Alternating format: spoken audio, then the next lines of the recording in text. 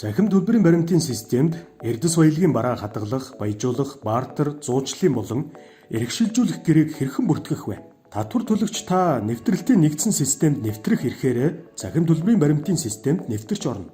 Нэвтэрч орсны дараа баримт бичих цэсээс эрдэс баялагын гэрээ дэд цэсийн гэрээ бүртгэх товч дээр дарна. Гэрээ бүртгэх товч дарж гарч ирсэн цонхноос гадаад гэрээ бүртгэх, дотоод гэрээ бүртгэх сонголтоос сонгод. Хэрвээ гадаад гэрээ гэсэн сонголтыг сонгосон бол бартер, зуучлалын эрхшилжүүлэх гэрээний сонголт гарч ирнэ. Дотоод гэрээ гэсэн сонголтыг сонгосон бол бараа хадгалах гэрээ, баяжуулах гэрээ, бартер, зуучлалын гэрээ, эрхшилжүүлэх гэсэн сонголтууд гарч ирнэ.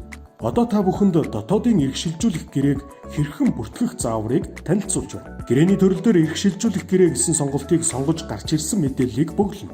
Эрх олгогчийн регистрийн дугаарыг оруулахад эрх олгогчийн дотоод худалдааны гэрээний дугаарууд гарч ирэх бөгөөд тухайн гэрээнээс сонголтоо хийгээд гэрээгээ файлаар оруулан үргэлжлүүлэх товчийг дарна.